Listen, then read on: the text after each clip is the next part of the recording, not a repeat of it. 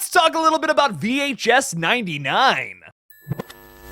Well, sometimes that is better. Hey everybody, what's up? KillJoy Jake here, and instead of having friends, I have horror movies.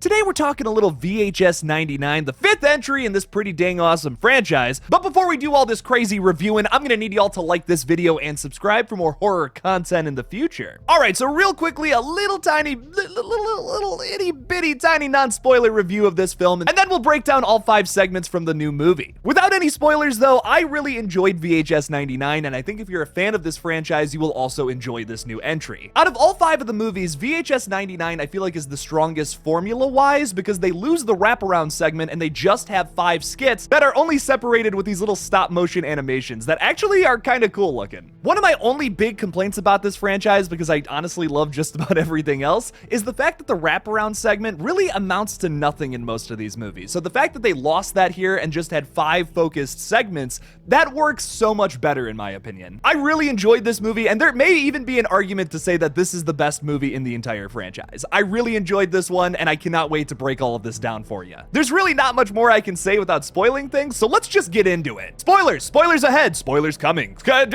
Get off this video if you haven't seen it. Go watch it on Shudder and then come on back. So starting off with segment number 1, talking about Shredding, written and directed by Maggie Levin. This segment is described as bratty punk rock and prank group RAC, an acronym for band names Rachel, Anchor, Chris, and Caleb, record their antics for their online fans. The band decides to record a music video inside a condemned underground music venue where the members of another band, Bitch Cat, were trampled to death by fans after a fire broke out a few years back. Shredding is pretty fun, but I feel like it's a little overcomplicated conceptually. You have 2 bands kind of going back and forth, like there's flashbacks to Bitch Cat from 1995, but then you're also focusing on the 1999 group, which is RAC. I almost feel like this segment would have made more sense if like it was the same people who trampled Bitch Cat back when the fire broke out in 1995 that come back to the club at this point for whatever reason. I feel like that would have made a little more sense, but the band at hand here is like a little annoying in my opinion. But the Bitch Cat song that they cut to for a second there, that is fucking awesome. Besides that though, the back half of this skit is pretty awesome with these like creepy like zombie designs for all of Bitch Cat, and they're like this punk rock group, but they're like dead zombies and corpses running around. This makes for a really entertaining segment, and I honestly really enjoyed it. This was a great segment to kick off this new movie in this very punk rock franchise. I mean, conceptually, I don't think they could have had a better one to kick this one off.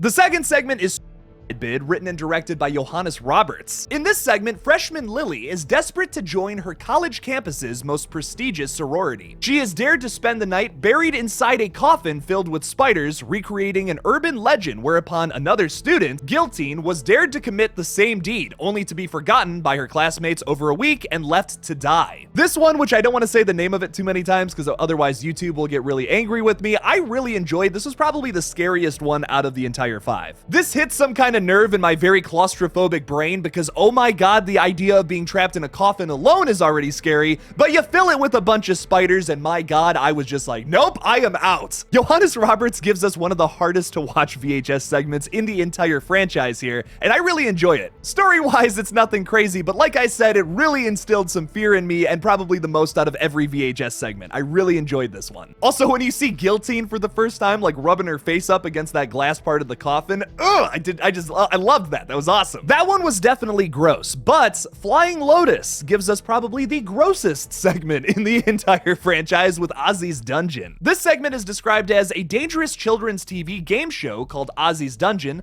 whose prize is a wish granted by the mysterious Ozzy, is canceled after a contestant is permanently injured.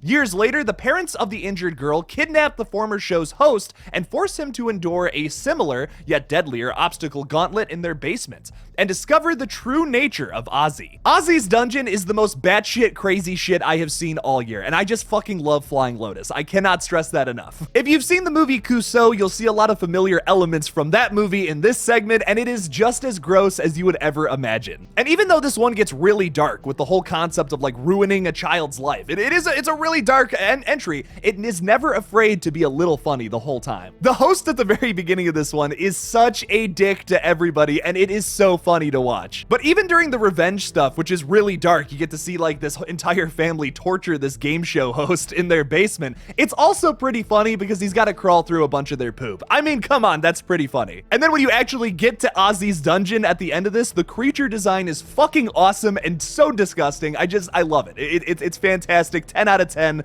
from Flying Lotus yet again. I love Flylo's style because it's impossible to miss. It's so gross. It's a little campy. It has this like undeniable sense of humor about it, but it also has like this really dark and apocalyptic feel to it. I don't know. I just fucking love everything he does, and I will always be a fan.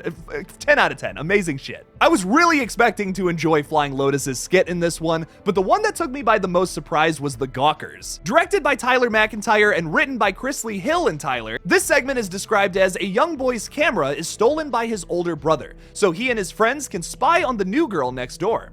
Their infatuation turns to obsession as the mischievous teens secretly install spyware on her computer to see through her webcam. However, they soon discover the girl's dark secret. Although The Gawkers is very parallel to Amateur Night from the first VHS, it stands on its own because the creature is so wildly different from that movie. The twist in this one is that the very creepy teenagers are stalking Medusa.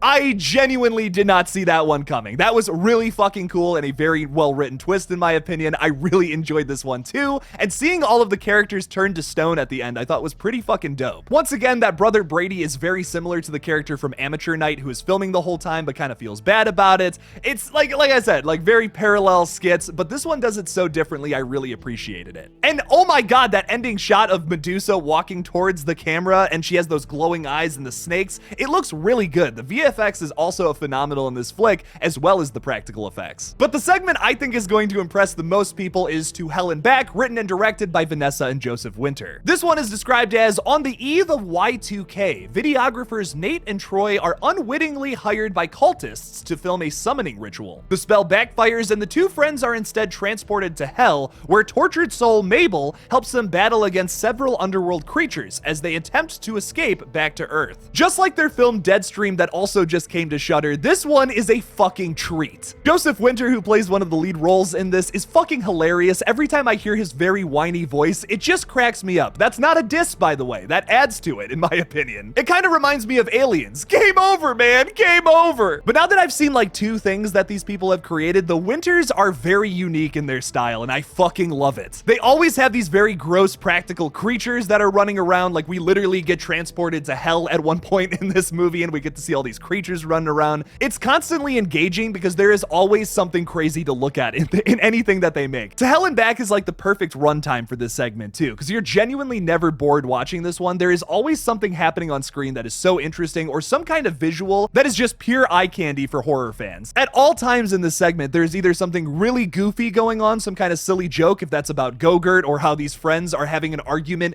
in fucking hell over like nothing, which is so funny to me. Or maybe you're looking at some kind of super creepy practical creature that is either pulling them into hell or even deeper than that. This is a non-stop roller coaster ride just like Deadstream. I could not recommend that movie enough either. That's moving up my list as a favorite for the year, honestly. But this segment is also fucking bonkers. My favorite part of this though is Mabel, who is like my favorite character from this entire franchise. With her yellow teeth and whispery voice, Mabel likes to eat people and run around as a tortured little soul. I'm so in love with this character, and I'm so sad that she died at the end of this. Like, that makes me so sad. I almost had tears in my eyes when she didn't make it back to Earth. I'm like, that would have been like the funniest ending. I still love the way this one ended, but man, I would have loved if she had gotten loose or something and just started killing everybody back on Earth. VHS 99 is easily one of the better entries in this entire franchise, and I'm gonna give it a 9 out of 10. I really enjoyed this one, and the more I think about it, the more things I really liked about it. What did you guys think about VHS 99, and are you excited for VHS 85 that comes out next year? Leave me something about it in the comments below. Thank you guys so much for watching my review of VHS 99. Don't forget to like this video and subscribe for more horror content. Also, if you want to support this channel further, you can support me on Patreon or become a channel member by clicking that join button on my page. Thank you guys so much for watching again, and as always, don't forget to kill it out there, y'all.